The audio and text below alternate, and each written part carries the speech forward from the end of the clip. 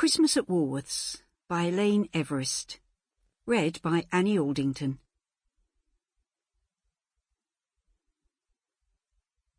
Prologue. June 1942. Sitting astride the powerful motorbike, Freda Smith removed a large leather gauntlet from her hand in order to pull tight-fitting goggles from her eyes. She rubbed her eyes with the back of her hand and yawned.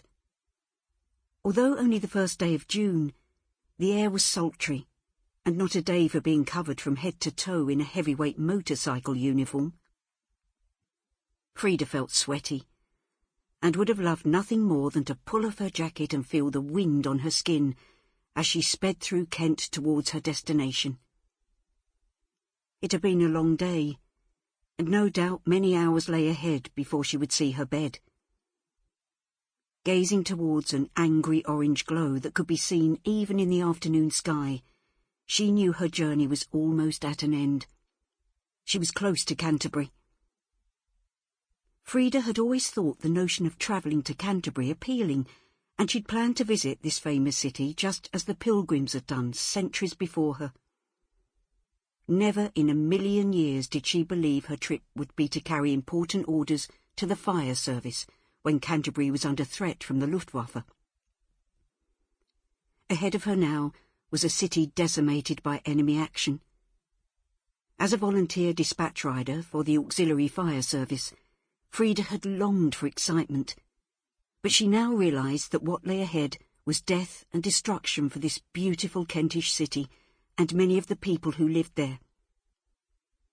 After nearly 3 years, would this terrible war never end? Freda fervently wished she was back behind her counter at Erith Woolworths, selling the popular Mighty Midget books and Lumar jigsaws that not only entertained the families but gave youngsters something to concentrate on during long nights when the country was under fire from the enemy. Life seemed so much easier then, even though she was often on fire watch duties and had to sleep in her landlady's Anderson shelter on many occasions.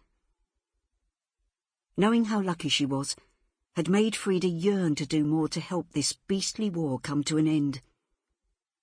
She wondered what she'd discover when she reached the city walls.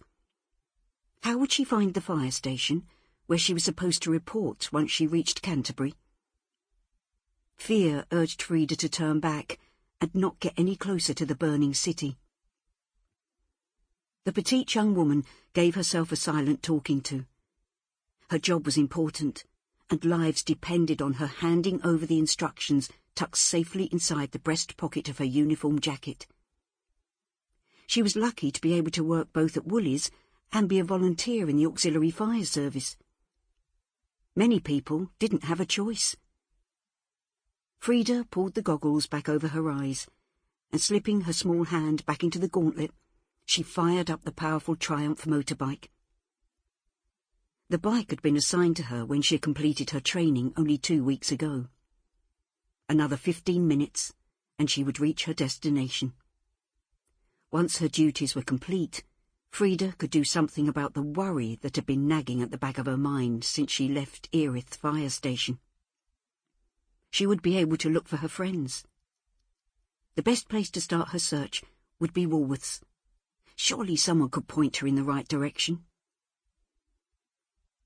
"Thank you," Freda said, as she was handed a tin mug containing piping hot cocoa, along with a sandwich by one of the WVS ladies who were dispensing refreshments from a large van to the firefighters, soldiers, and the many civilians valiantly working to find those injured in the destruction of a once noble city, and to dampen down the flames from incendiary bombs. Try as she might, Freda couldn't quite block out the sound of ambulance bells and the shouts for quiet as men nearby dug with their bare hands, searching for people trapped in the rubble of what was, until recently, street upon street of fine shops. "You look exhausted, love. Can you find somewhere to put your head down for a while before you head off again?" a WVS woman said as she wiped the counter. Freda, who would have liked nothing more than to close her eyes and sleep for a few hours to ease her aching body after the long journey across Kent, smiled at the kindly woman. Sample complete. Ready to continue?